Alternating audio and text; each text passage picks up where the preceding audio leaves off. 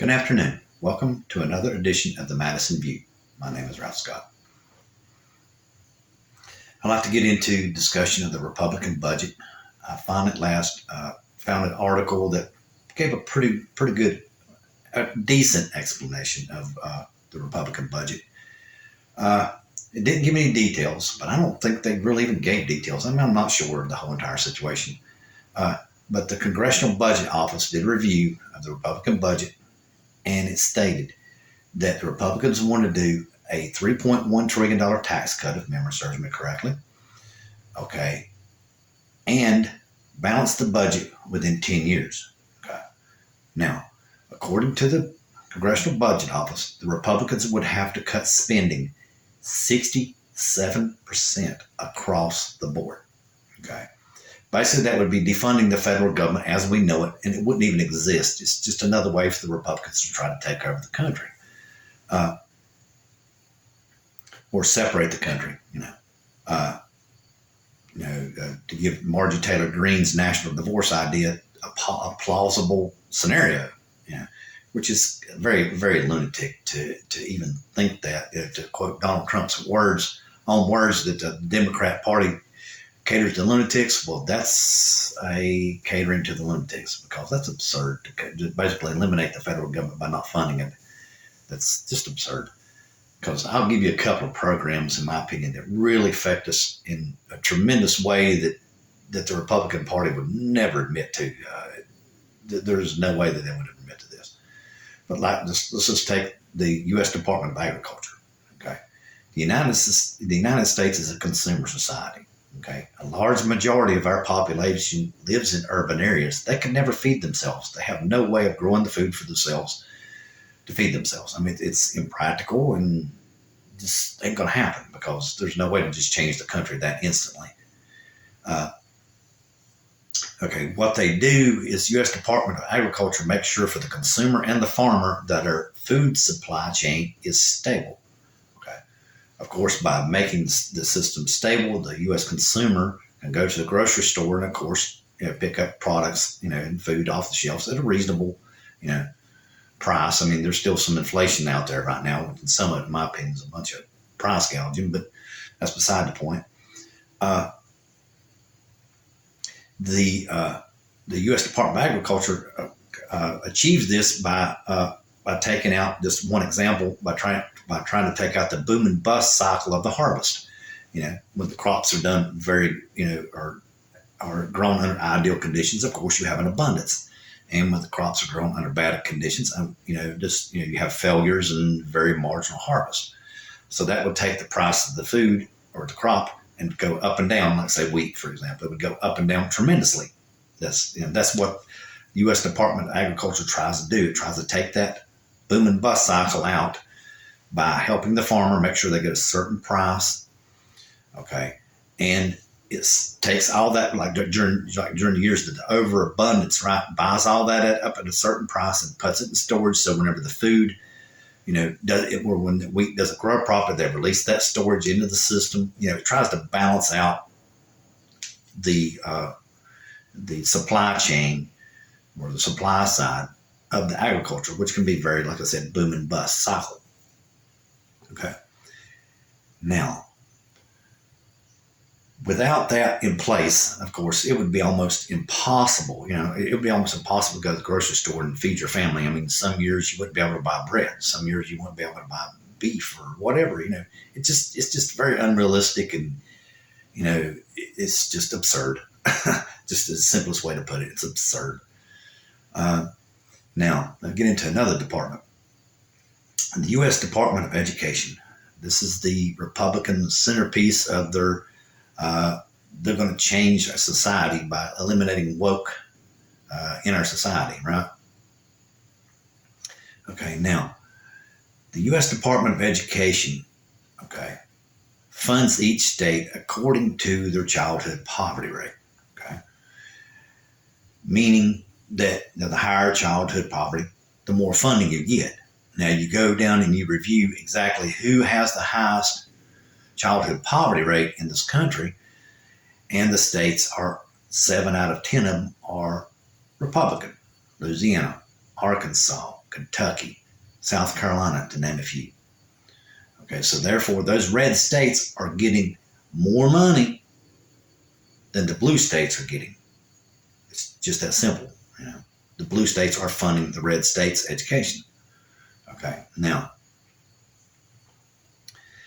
without education, well, basically, what in my opinion, I would have to see for sure, but in my opinion, what that would do is it would take all the people's. If you got rid of the Department of Education, that would take the people in the red states, the children that live below the poverty line, and I'm sure put their education in jeopardy. And what that would be the minority overrun the majority, because the majority of people in those states are poor, of course. And the rich would have all the money, and they would make sure their children are educated, and everybody else would come second. That's just how I see it. I mean, I could be totally wrong, but that's what the U.S. Department of Education is meant to counteract. It's meant to balance out our education system across the country. Try to give good standard education, so we are able as a country to withstand any kind of shocks. Whereas like one university is the only one in the country that has a good education system, and all of a sudden something happens, like say it explodes or catches on fire or whatever. We'll be in some serious trouble. There's all kinds of things that's meant to diversify our education across the whole entire country. So it makes us a little bit more less shocked to any kind of shock to the educational system or to our society as a whole, because our people are better educated as a whole versus just having a concentrated system of education. And without education, the economy right now relies upon education as it is, technology, and in the future it's going to be even more. So without education, the country will not be the financial safe haven that it is now. It would deteriorate, and of course that would affect us all economically. The United States wouldn't be anywhere near what it is right now.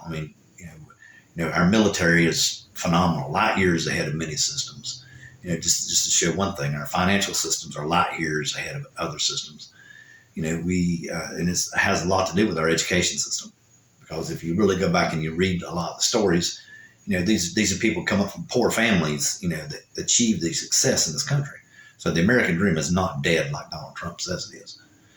Okay, now let me get into this Trump stuff about the criminal indictments and all this kind of stuff. With his doomsday speech that he was talking about, America's just going to hell in a handbasket, without him as our leader.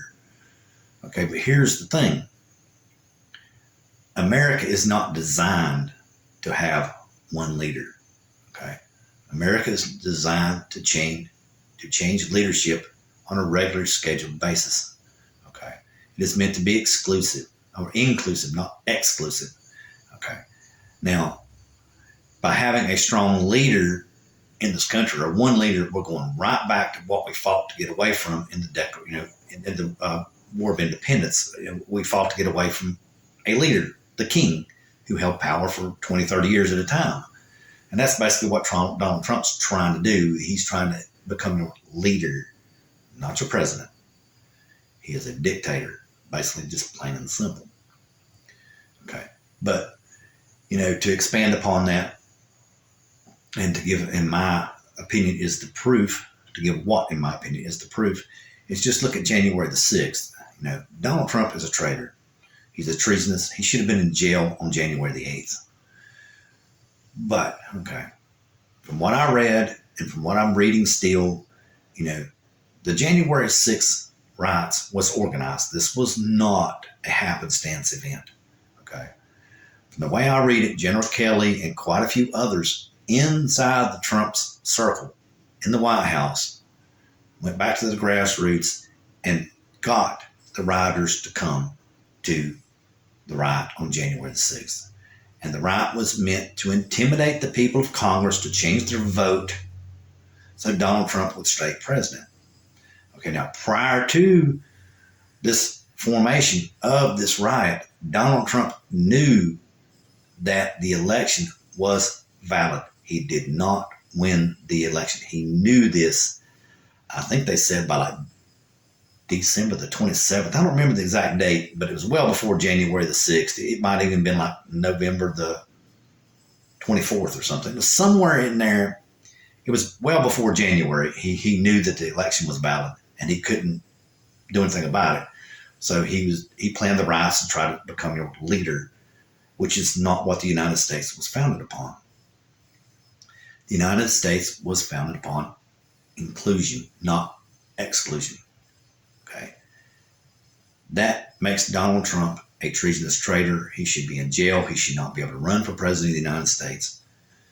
And if anyone says otherwise, they're not looking at the facts, they're not reading the facts, and they're not thinking critically in any way, shape, or form.